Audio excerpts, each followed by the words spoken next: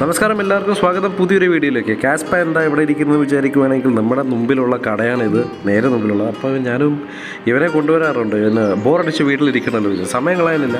നമ്മൾ നേരെ പോവുകയാണ് ടൗണിലേക്ക്. കുറച്ച് സാധനങ്ങൾ മേടിക്കാറുണ്ട്. ഇന്ന് എല്ലാവരും ലേറ്റ് ആയിരുന്നേക്കാൻ, അതുകൊണ്ട് പോകണം.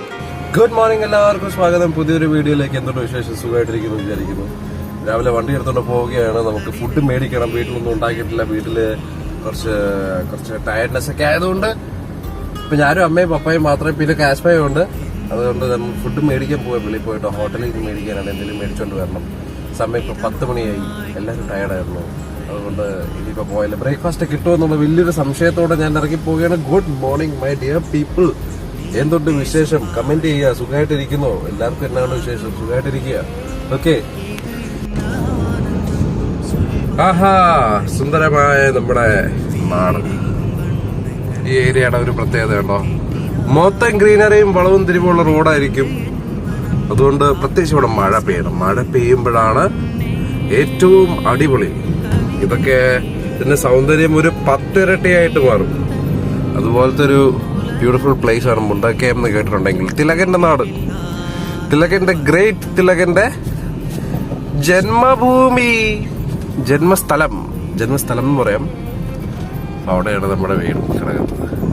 വേറെ എന്താ, ഇടുക്കിനകത്തോട്ടുള്ള ഒരു ഗേറ്റ് വേ. ഇടുക്കിക്കകത്തോട്ട് കയറി പോകാൻ പറ്റുന്ന ഒരു റൂട്ടാണ്. കോട്ടയത്തുനിന്ന് ഇടുക്കിക്കകത്തോട്ട് കയറി പോകുന്നത് ഈ വഴിയാണ്. അപ്പോൾ നമ്മൾ ഇടുക്കിയിലല്ല, നമ്മൾ ടെക്നിക്കലി കോട്ടയത്ത് തന്നെയാണ്. കോട്ടയത്തിന്റെ ലാസ്റ്റ് പ്ലേസ്. ഇത് കഴിയുമ്പോൾ മേലോട്ട് കയറി പോകണമെങ്കിൽ ഇടുക്കി.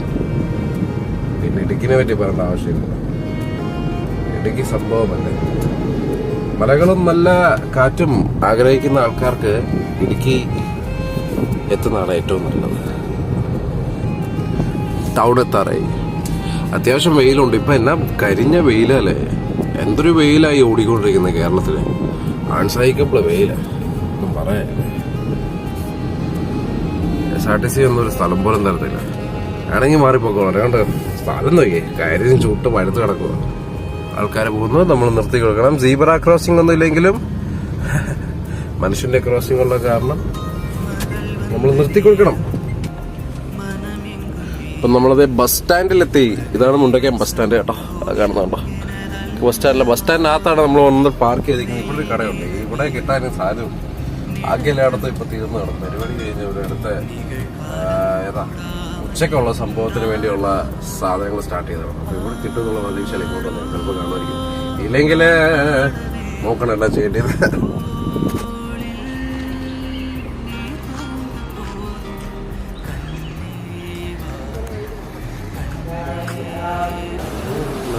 ഫുഡ് കിട്ടി. ഓ മൈ ഗോഡ്, ദൈവമേ. പാകത്തിന് ഫുഡ് ഉണ്ടായിരുന്നു. അപ്പൊ ഇപ്പോഴത്തെ ഡേയ്സ് ഒക്കെ ഇങ്ങനെയാണ് കേട്ടോ. പപ്പ റിക്കവറിയിലാണ്. പപ്പ കുഴപ്പമില്ലാതെ ഫിസിയോതെറാപ്പി ഒക്കെ ചെയ്യുന്നത്. റോഡിൽ അകത്തേക്ക് മേളിലേക്കുള്ള കടക്കുന്ന റോഡ് ആണ് നമ്മുടെ വഴി. പറയുവാണെങ്കിൽ മുണ്ടക്കയത്തുനിന്ന് കൂട്ടിക്കൽ പോകുന്ന വഴി 100 കിലോമീറ്റർ വീട്ടിലേക്ക്.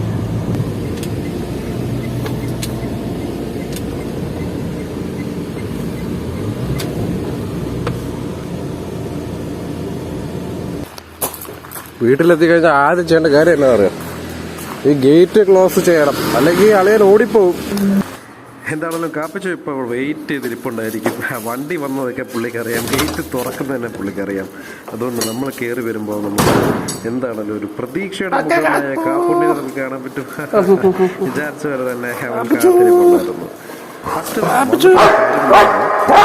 കൊണ്ടുവന്ന സാധനം പുള്ളി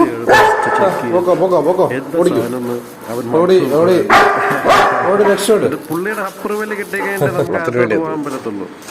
പിന്നെ ഇതൊരു പുതിയ സംഭവമാണ്. ഇപ്പോൾ കാപ്പിച്ചോ ആക്ച്വലി വെള്ളം ടാപ്പിൽ നിന്ന് കുടിക്കാൻ ഭയങ്കര ഇൻട്രസ്റ്റാണ്. ടാപ്പിൽ നിന്നാണ് ഇപ്പോൾ ഇവൻ വെള്ളം കൂടി മൊത്തം. ടാപ്പ് കാണുമ്പോഴേ ഇവൻ അതിൻ്റെ അടിയിൽ പോയി അതൊരു എൻ്റർടൈൻമെൻറ്റായി മാറിയിട്ടുണ്ട്. ഇപ്പോൾ ടാപ്പ് ജീവനോടെ തിരിച്ചു കിട്ടിയാൽ അത് തന്നെ വലിയൊരു ഭാഗ്യം.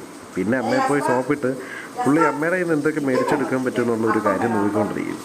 അമ്മയാണെങ്കിൽ എന്തെങ്കിലും കൊടുക്കാതിരിക്കത്തുമില്ല. അതുകൊണ്ട് ഇപ്പോൾ അമ്മയായിട്ട് ഭയങ്കര കമ്പനി ആയിട്ടുണ്ട് പുള്ളി.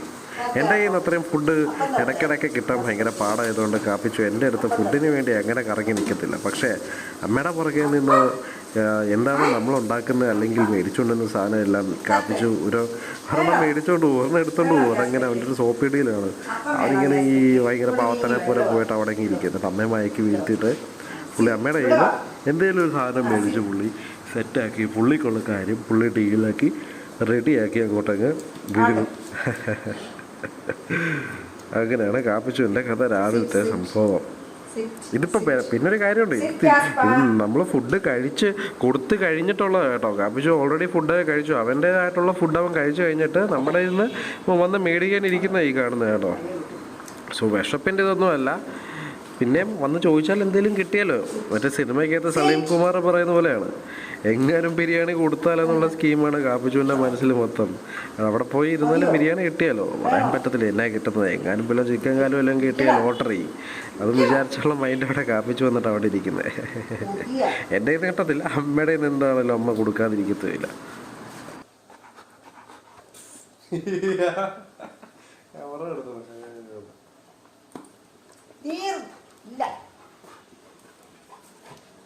ഈടാ കുണ്ടാപ്പി ഒരു അപ്പം നിനക്ക് കിട്ടി. നീ എരന്ന് മേടിച്ചല്ലേ ഏടാ? നമ്പറാണല്ലോ കാപ്പിച്ചു ഭയങ്കര. അമ്മയുടെ എരന്ന് പുള്ളി മേടിച്ചു വരാ, അപ്പം മേടിച്ച കാപ്പിച്ചു. പോപ്പോ ഗുഡ് ബോയ്, കൊച്ചു ബോയാണോ? കുറ്റു ബോയാണോ അതോ ബാഡ് ബോയ് ആണോ? കാപ്പിച്ചു ഗുഡ് ബോയ് ആണോ ബാഡ് ബോയ് ആണോ? ആണോ? പറ. കിടക്കുവാണ് ചൂട് ഭയങ്കര ചൂടല്ലേ എൻ്റെ അമ്മ.